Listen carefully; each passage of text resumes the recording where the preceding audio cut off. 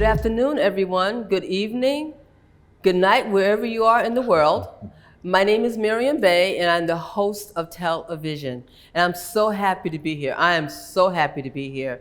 I always say, Brother Muhammad, that I bring on like the great guests, and I get so excited about that. Thank you. Right? And I'm so excited that Brother Muhammad, Stephen Muhammad, is here today. Thank you. I'm going to let you introduce yourself, and then we're going to get into the conversation that I am so excited about. My name is Stephen Muhammad. I'm retired Corrections Sergeant, New Jersey Department of Corrections. Okay, and how long were you working inside? Actually, I worked inside for 20 years. I started at Mid-State Correctional Facility, transferred to Rawway, stayed in Rawway till Northern State opened up Northern State, left Northern State, went to Central Transport, and ended my career at Rawway. Okay, so now, Northern State, Rawway, these are prisons that you worked in, right? Yes. In New Jersey. And Mid-State. And Mid-State? Yes, Mid-State is actually a correctional facility that opened up on the Army base at Fort Dix. Oh, okay. In 1982. Okay. They opened up, and that's where I started at. And that's in New Jersey too? Yeah, that's in New Jersey. Right. Oh, okay. Mm-hmm. All right. So give us some history about who Brother Muhammad is. Well, I was born and raised in Newark, Littleton Avenue. Oh, well, I used to live on Littleton Avenue. Down the street from the Boys Club. Oh, I went to South 8th Street School. Okay. From there, I went to Irvington Tech, took up carpentry, and a couple of years at Essex County College. I didn't finish college because I wanted to work. It was 1974. There was a lot going on in the city. I was a young man. Okay. I needed money in my pocket, so I took a job in a carpentry shop because I took up cabinet making. So I got a job in the cabinet shop. So one day, a friend of mine, he was going to take his test to be a CO. I said, "Where you going?" "I'm going out the Rawway, take a test to be a correctional officer." Okay. I said, "So okay, I'll ride with you." So I'm riding out there. Hey, I had a joint. I'm smoking a joint on my way out there. Okay. Taking him out there to take the test. So I said, you know what? For the sake of it, I went in and took the test. They were giving the test at the pistol range in Rawway, across the street from the main building. Right. I went in there. I passed the test. At that time, I was working as a custodian / boiler fireman for the Newark Board of Education. Oh, okay. At Camden Middle School. Okay. So long story short, I got certified by civil service to take a position in corrections, and that's when I started in 1982. Okay. All right. Nice. Okay. So from there, like I said, I went to Mid-State. I worked there. That was a drive, okay. But I did my rookie probation there. Once I got that out the way, I transferred up to Rawway, which was closer. Okay. Okay. Now, have you ever been incarcerated? No, I haven't. Okay. All Close right. to it. I'm going to say no, I haven't, but after 20 years and after, you working 8, you're working 16 hours a day, I can say, yeah, I did a life sentence, but I did it 16 hours a day. Right, yes. Okay, yes. So there is, it's being in that environment, you kind of like, some of it rubs off on you in a way, okay, and you carry a lot because you wear many different hats. Right. Okay, I could be, you have 45 guys on your left, you have 45 guys on your right, so you got 90 different attitudes. Right. So when you come in the morning, okay, I constantly see the same person every day because I'm working the housing unit. So you develop a relationship with them. There's no way you can't develop a relationship. Right. So you learn different quirks. You can tell whether the guy called home and he got bad news, or whether the guy called home, and he heard a strange voice in the back that wasn't familiar. So when you go in, this is all that you have to deal with during the course of your 8-hour day. You have 90 personalities that you have to deal with, and you have 90 different hats. So you might have that one guy that's, a constant pain or a pest sometime. Music always blasting, you got to run down the end of the tier, he keeps you running back and forth. So the job then, it's not a physical, it's more mental than anything else. Yes. See, because I have guys that like to watch soap operas. So if biggest guy on the wing, the weightlifter, listen, no days of our lives today because I got to shut the power off because I'm tired of this guy doing what he's doing with the music. Right. Let me talk to him. Open this door, he go down there for the rest of the day, you don't hear a peep. So, it's not like a game you play, but you learn to just how to make it through the day without going through, a whole lot of controversy and everything like that. When I first went in, came up to Rawway from Mid-State, because Mid-State was medium security, so everybody was going home. Okay. So they were basically, they didn't want any problems, trouble, anything like that. But when I went to Rawway, it was like a whole different beast. Oh yeah, Rawway's totally different. A whole different beast. Yes. I came there and the brother told me, matter of fact, his name was, he don't have a problem. His name was Henry Condit. Okay. He was an OG. He told me, he said, listen, I'm gonna tell you how to make it in here. You could either come in here and work hard every day, or you can come in here and do your shift and go home. He said, because you have to give respect in order to get respect. Yes. And it's just that simple. It really is. It's that simple.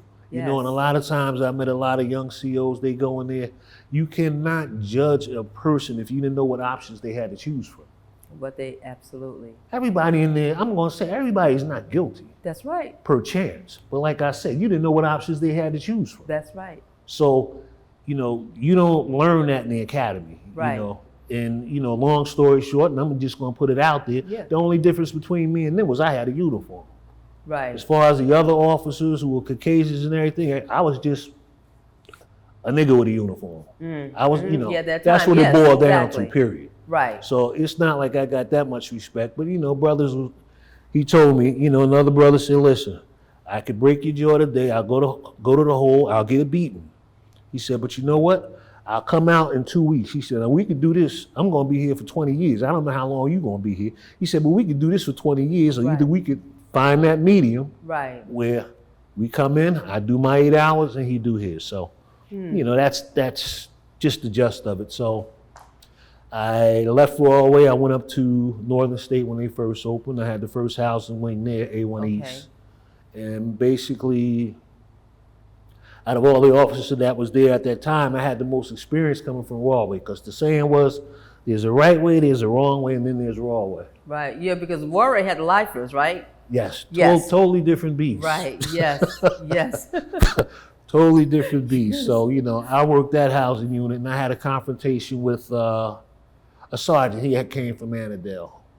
Oh, okay. And they were more or less used to handling juveniles, whatever the case, was up there. And he came into my wing, and, basically during the shift change, you give your body count. You don't have to know who's on the roof, who's in the basement, who's there. I got 90 cells. I have a body count of 90. Right. But where's so-and-so, so-and-so? He came on my wing. I had all the cells, everybody was in their cells. He got in my face, started yelling at me, this, that, and the other. I stood up, and all the inmates says, officers, Steve, sit down. Don't hit him, please. Don't hit him. You're going to lose your job. I sat back. And this is the relationship that I had with him. Okay, because if had the doors been open, he would have been got. Right. That's just how we had it. Right. So, at that point, I said, it's time for me to. A friend of mine was working Central Transport, which was responsible for court trips, medical trips, things of that nature. He said, listen, come on, get out of here. Because I was within probably a few seconds of retiring and losing my job there. Mm-hmm. But, the experiences that I've had with different, brothers behind the wall, it gives me a better understanding of my knowledge of self, who they are, how society feels, and the misconception of rehabilitation that goes on in the prison system. Oh, well, technically there isn't any real rehabilitation going on. That's my whole point. That's the point that I'm getting to. For me being there, your typical day starts at 6 o'clock in the morning. Mm-hmm. Okay, you take a body count. Mm-hmm. 7 to 8 is mess. Okay, come back to yourself. From 8 to 11, you go to a rec yard. You go to shops, which are basically in-house maintenance. Right. You come back. 12 to 1 is lunch. 1 to 2 is the same thing, a repeat. Yard to go to shops, and that's it. Right. So where's the rehabilitation? Right. And my thing is, I used to look at how, have an ill feeling because, there's all this negativity going on about, recidivism, this, that, and the other.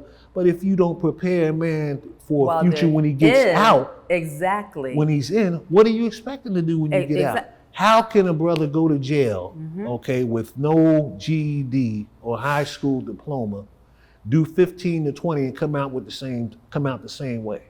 Okay, so now I gotta interrupt you with that one, okay? Because here's the thing, and I know that you know this, all right? Because I felt the same way too. How do you do all that time, and if you went in with nothing and you still come out with nothing? A lot of times it had to do with if they wanted to do anything, okay? Malcolm had made a point when Malcolm was incarcerated. Malcolm, he said, make the time work. You don't do the time, you make the time work for you. So while he was incarcerated, he learned the dictionary from A to Z. That's correct. Right? That's correct. So he went in there consciously saying, I'm going to do something. Right. Now, we do have inside these prisons and halfway houses, we do have programs that, you know, so if you want to get your high school diploma or your GED, you can get that. If you want to get construction trades, you can get that. But here's the one thing that happens. You go in and you want to, let's say, get your high school diploma. I sign up, Maryam Bey signs up because she wants to get her high school diploma. Okay, but now I've been accepted to get my high school diploma, but now you're getting ready to transfer me to another facility.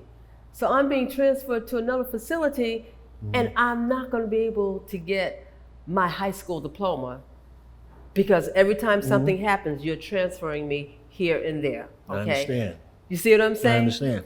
So we have to, I think one of the things that we must do, we got to start demanding that while brothers and sisters are inside, that is mandated that they get a high school, especially if you're going to be there for 10 or 15 years. Right. It is mandated. You cannot leave if you don't leave with this. Well, see, and excuse me for cutting you off. No, you're not cutting me off. But my way that I looked at that problem and I approached that problem, I'm saying, listen, even so, when you're transferring, when you're doing inter-institutional transfers, those programs are still available. So a prerequisite, even if I'm transferring you, okay, boom, you're going from Royal to Trenton, continue your school. If you're going from Bordentown to Annandale, you stay on the same track because they have all the same programs at the same prison. Okay, that's right. So now, I've seen visiting college professors. They have visiting college professors come in.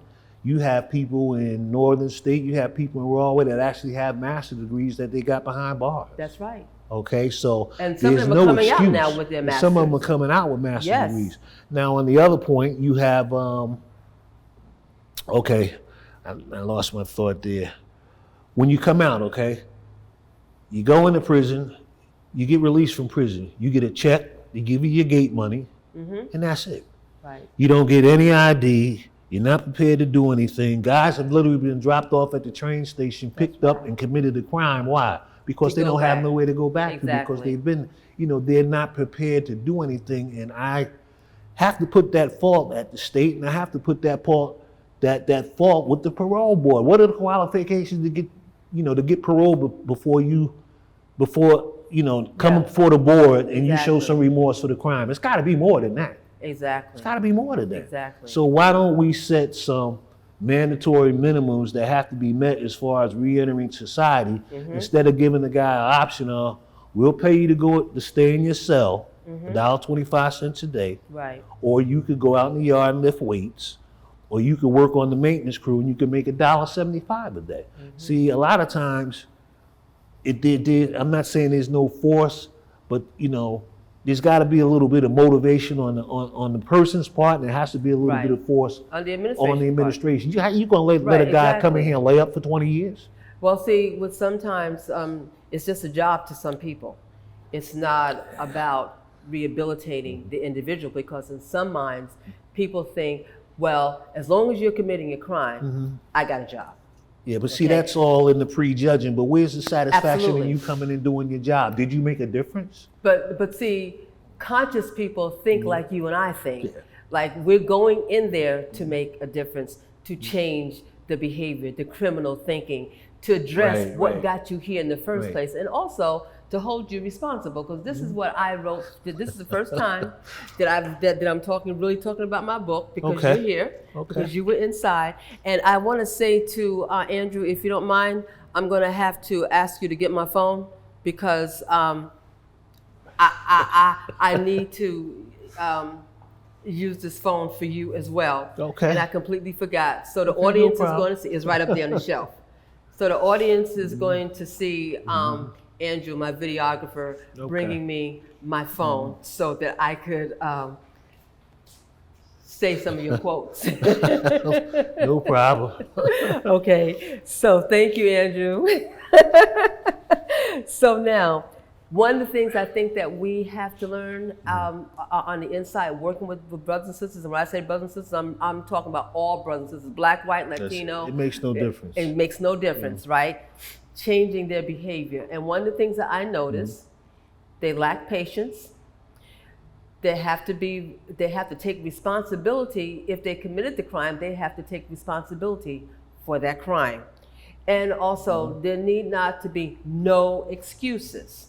Okay, because when you do no excuses, you're not taking responsibility for what got you there in the first place. When I worked at Kentuck, I used to hear brothers talking about, okay, well, when I come home, I'm going to do. I'm listening. I'm saying, wait a minute, you're talking about doing the same things that got you in here in the first place. So now with us, we hear that. Conscious people hear that. We go to them and say, wait a minute, hold it.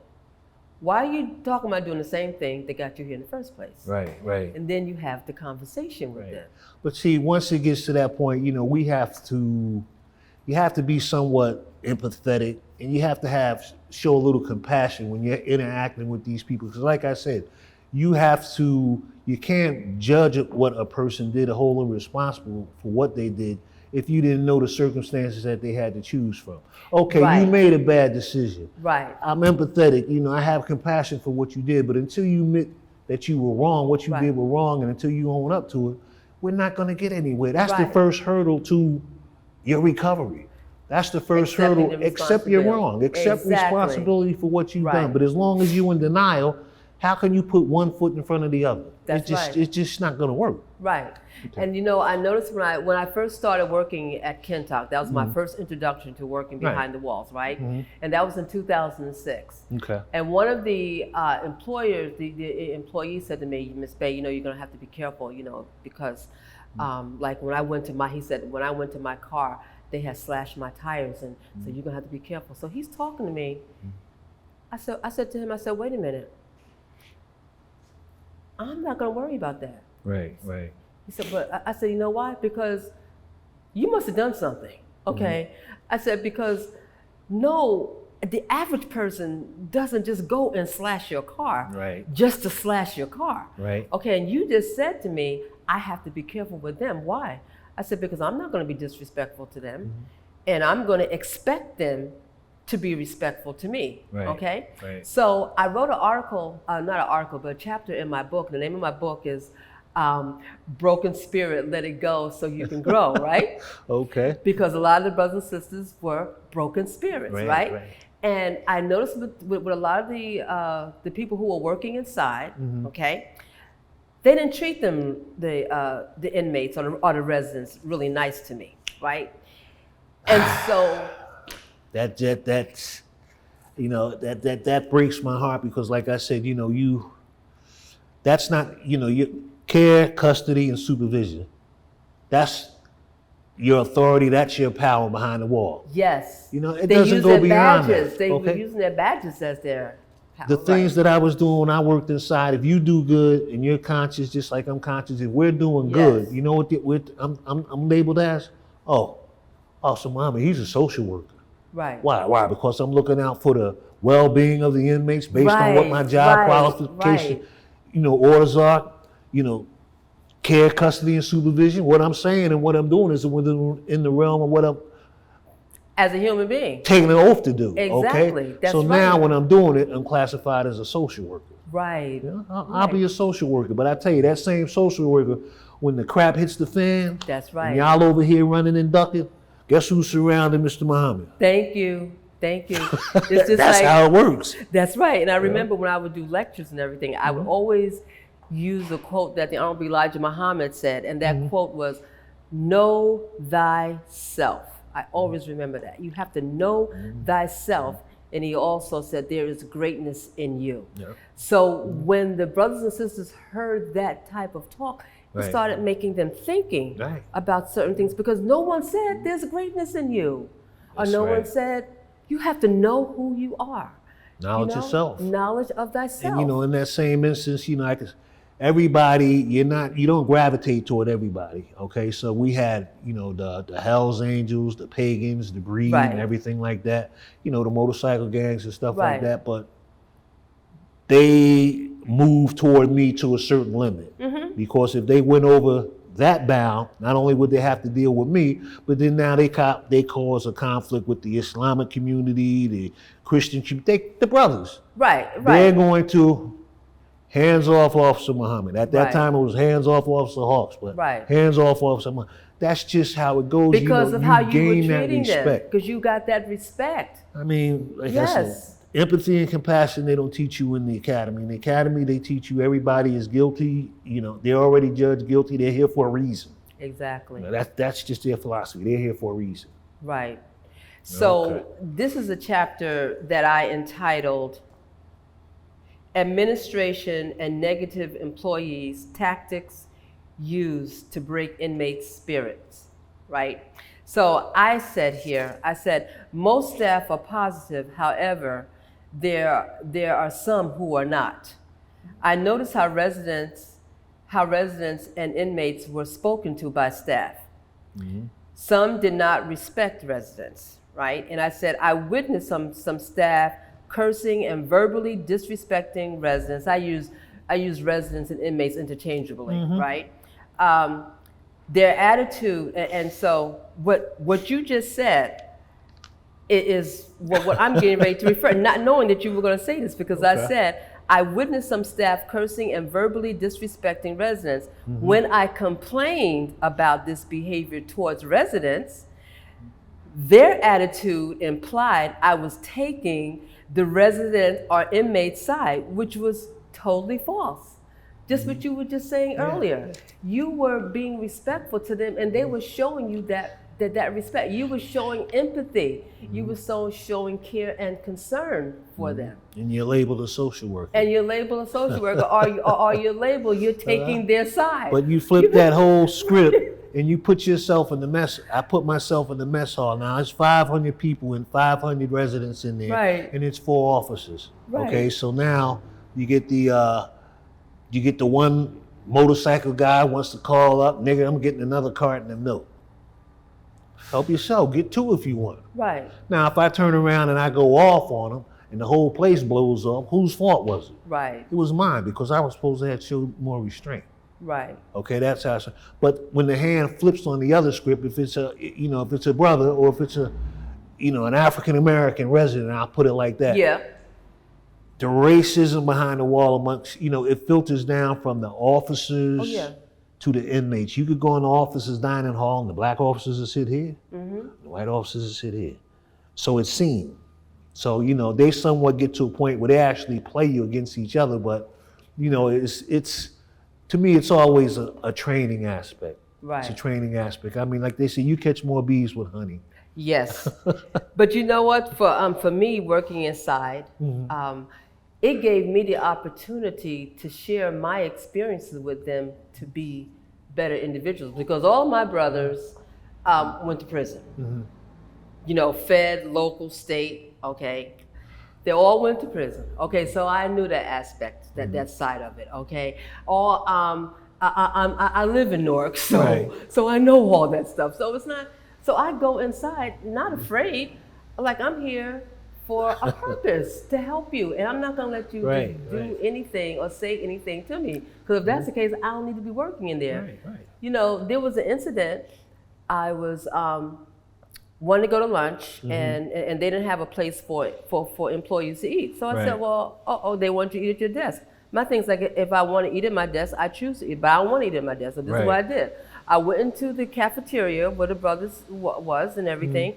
So I went to them, I said, do you mind if I sit down here with you? And they, when I tell you everybody stopped talking, At that second, Right. I said, well, what's the matter? They said, well, Ms. Bey, the staff don't eat with us. I said, they don't? I said, oh, okay. I said, well, then do you mind if I sit down? They said, yeah, no problem. And they did. Right. And so I got, I'm going to have to now say something. I'm going to wrap it up. And this is what I want to say right here. Okay. Because you always have some funny things to say. Yes. You said, a married man took his side chick on a date and said to her, babe, tell me something that will increase my heartbeat. She said, your wife is sitting behind us. and then you had another one. You said, I have to end with this one.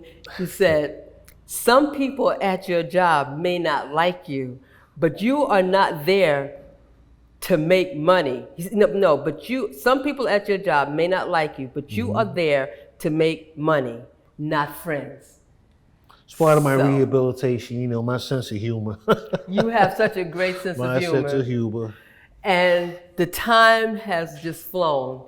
And I just want to thank you so much. We got to do this again. I thank you much. I thank you. I'm appreciate humbled. you. I'm honored. And, you know, it's just a boy from Newark. That's all. That's right. And we're doing some from phenomenal things. And Yes, ma'am. you've done some phenomenal things. And thank you very much. And my name is Maryam Bey. Thank you so much.